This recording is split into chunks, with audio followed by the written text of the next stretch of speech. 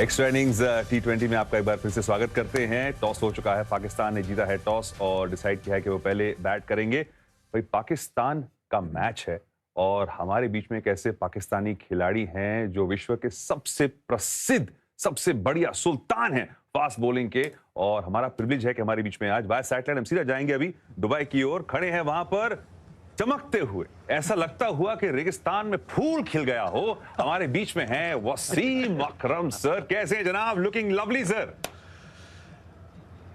Thank you, अस्सलाम वालेकुम, नमस्कार, क्या हाल है जड्डू सबा में बाकी आपके अभिषेक नायर बिल्कुल। और सर हमें ये भी पता है सबसे कि पहले तो सलाम आदाब। जी मैं कह रहा था कि नाम तो आपके टीम के भी काफी सारे नए नाम हैं। We gonna run you through them also. आपसे पूछेंगे कि कौन से खिलाड़ी हैं टू वॉच आउट फॉर, लेकिन आपको इतनी दुविधा में नहीं डालेंगे। आपको दिखाएंगे the playing 11 first of all जो अभी खेल रहे हैं। इस पहले ये दो स्पिनर हैं, जैसे कप्तान ने कहा, उसने कहा प्लेइंग 11 क्या, उसने कहा ऑलराउंडर्स हैं और फास्ट बॉलर्स हैं। हाँ जी, उनको नहीं पता। और ओमान के कप्तान ने कहा कि स्पिनर्स हैं। अबे भाई वो प्लेयर 4 याद रख लो जो बाहर बैठे हैं, बड़ा आसान हो जाएगा। उन्हें कह दो ये नहीं खेल रहे, बाकी हम खुद ही गेस कर लेंगे। But in general team looks quite good और आई एम ग्लैड कि ये कप्तान हमारा सलमान और माइक जो हमारा कोच है वो इन यंग लड़कों के साथ कंसिस्टेंसी दिखा रहा है। ये हॉट एंड कोल्ड ज़रूर है, मगर इनका मुझे एक चीज़ जो पसंद है, जो फेयर ऑफ लूजिंग नहीं है। इनको अपनी T20 में एवरेज का कोई प्रॉब्लम नहीं है, और T20 में एवरेज का कोई मैटर करता ही नहीं है। मैटर करता है T20 में स्ट्राइक रेट, और यही ये लड़के जो उनका कोच है माइक और कप्तान, यही माइंडसेट उन्होंने बनाया है। So team looks good. I thought toss जीत के शायद ये पहले बॉलिंग करेंगे, इनएक्सपीरियंस टीम को जल्दी आउट करेंगे, बट नहीं, उन्होंने क्या ऐसी पूरी बैटिंग करनी है। वसीम भाई इस मैच नू छड्डो, देखो इस मैच तो हो जाएगा। आपसे सवाल मेरा एक ही है, क्योंकि सारे हिंदुस्तान में जहां मैं जाता हूं ना, सब एक पूछते हैं, अरे यार सूर्य कुमार यादव को बॉल कहां डालनी चाहिए, क्या करना चाहिए। अगर वसीम अकरम साहब खेल रहे होते और सूर्य कुमार यादव जो आजकल खेलता है, उसको आप क्या फील्ड लेते और क्या बॉलिंग करते? डिपेंड करता है। ऑब्वियसली वो मिडिल ऑर्डर में आता है या 3-4 पे आता है। अगर वो जैसे ऑस्ट्रेलिया ने रीसेंट पास में किया था सूर्या के साथ, फाइन लेग ऊपर लेके, स्क्वायर लेग अंपायर के पीछे, लेग अंपायर के उसके बाद मिड विकेट और मिड ऑन कॉर्नर जिसे कहते हैं, और फिर स्लो बॉल बाउंसर्स कर रहे हैं। वो बड़ा मुश्किल बैट्समैन है, बड़ा टैलेंटेड बैट्समैन है। वो जो शॉटें खेलता है वो नॉर्मल बैट्समैन नहीं खेलता।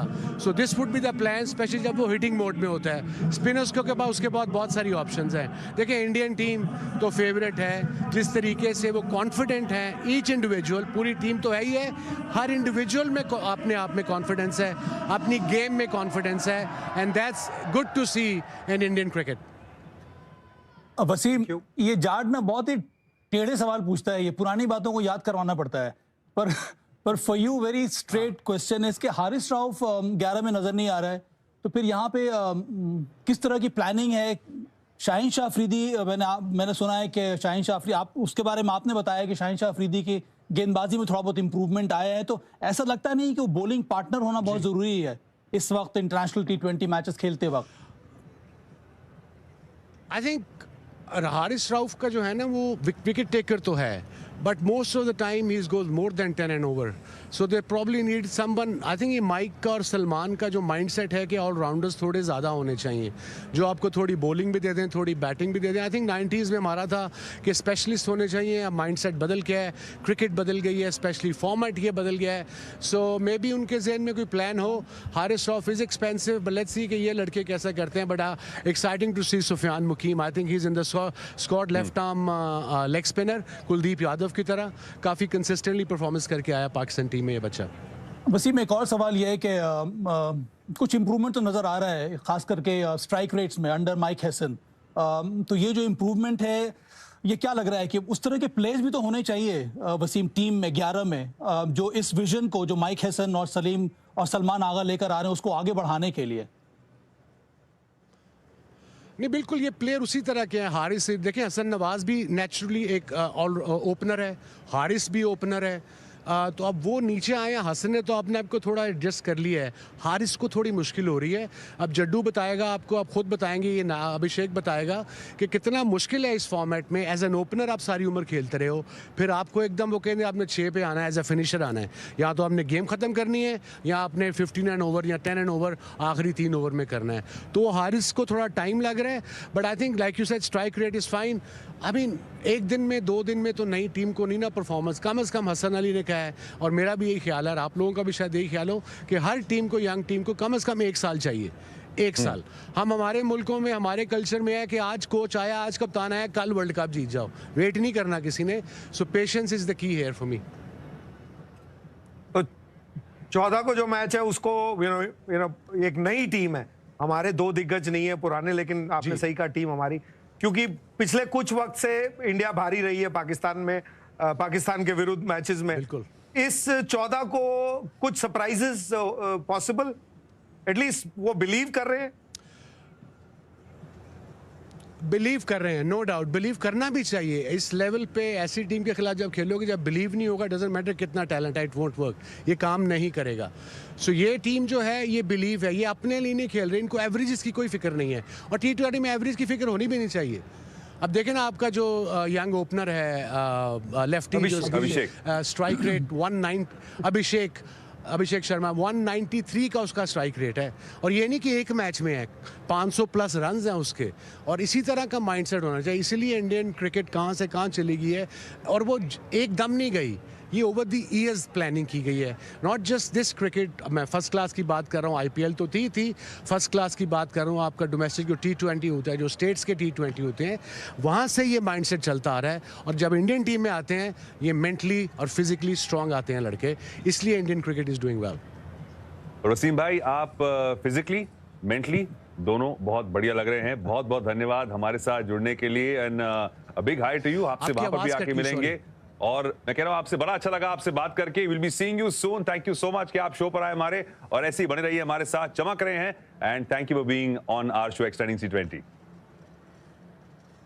बहुत शुक्रिया। तो ये हमारे साथ थे वसीम अकरम। भाई मजा आ गया बात करना, इनसे हमेशा अच्छा लगता है, और ये हमेशा नाखुश रहते हैं जब टीम परफॉर्म करती है, बहुत जज्बाती हो जाते हैं। इस बार ये अभिषेक ऐसे लग रहा है कि उम्मीद है, लग रहा है कि एक टीम की सोच बदली है। इन्होंने कहा था, आई थिंक इंटरव्यू देखा था हमने, कि कह रहे थे कि यार अगर टीम अच्छा नहीं परफॉर्म करे तो यंगस्टर्स को चांस दो, देखते हैं वो क्या करके आते हैं। और अब यंगस्टर्स हैं टीम के अंदर, तो ये शायद बदलाव का मोड़ हो सकता है पाकिस्तान के लिए। देखिए फर्क क्या होता है, जब आप एक यंगस्टर को मौका देते हो, बैगेज नहीं होता, सोच होती नहीं, एक्सपेक्टेशन होती नहीं है, और सिर्फ एक्साइटमेंट होती है। तो जब आप देख भी रहे हो ऐसी टीम को, आप एक्साइटेड हो बिकॉज आप एक्सपेक्ट नहीं कर सकते व्हाट दे गोना डू। जब आपके पास बैगेज नहीं है, नए कप्तान है, नए कोच है, सोच अलग है, तो जज्बा होगा। जब तक आप पहली बार हारते नहीं हो, तब तक हमेशा जीत की सोचते हो। तो इसलिए वो एक्साइटमेंट है कि एक बड़े स्थिर पे जब आप खेल रहे हो, एक्सपेक्टेशन है कि बाकी की टीम भी हारी रहे, तो वी कांट डू वर्स। तो कहीं ना कहीं वो नथिंग टू लूज है एटीट्यूड, वो अक्सर डेंजरस होता है किसी भी टीम के लिए।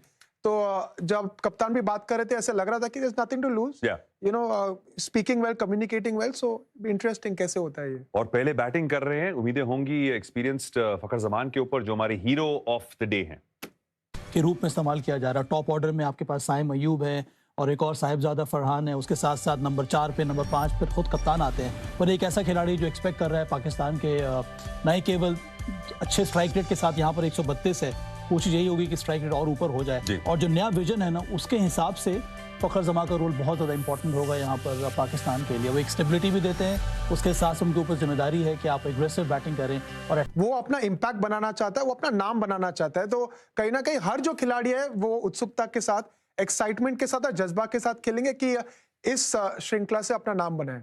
बड़ा अच्छा लगा जब ओमान के कप्तान वहां पर जतिंदर सिंह ने कहा कि वो बहुत ही खुश हैं, एक्साइटेड हैं, उनको मौका मिल रहा है एक चैंपियन साइड के साथ खेलने का। उनकी भी टीम को एक नजर डालते हैं कि उनके जो प्लेइंग 11 हैं आज के इस मैच के अंदर, नए खिलाड़ी, वो खुद कप्तान कह रहे थे कि कुछ कॉम्पिटिटिव ना हो, उनके बराबर के ना हो, लेकिन आपके लिए वो दिन इतना बड़ा है, तो इनके लिए, इनके फैमिली के लिए, और ओमान क्रिकेट के लिए, ओमान क्रिकेट बहुत सालों से क्रिकेट को बैक करती रही है। खीमजी फैमिली है जो क्रिकेट चलाती है वहां पे, उनको भी मुबारकबाद, बिकॉज ये भी एक अचीवमेंट है जी, कि सब लोग टॉप से शुरू नहीं करते, शुरू नीचे से ही करते।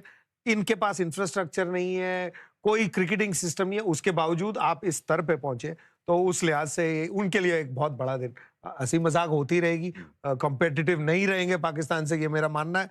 लेकिन इनके लिए आज एक बहुत बड़ा दिन है, ये अपनी सारी जिंदगी ये याद करेंगे और अपने ग्रैंड चिल्ड्रन को बताएंगे कि हम हमने- पाकिस्तान के अगेंस्ट जब खेले थे तो उधर से ये खेलता था। अभी तो वसीम अकरम आए थे देखने, बोल हाँ। सकते हैं। तो उस तरह का दिन है इनके लिए।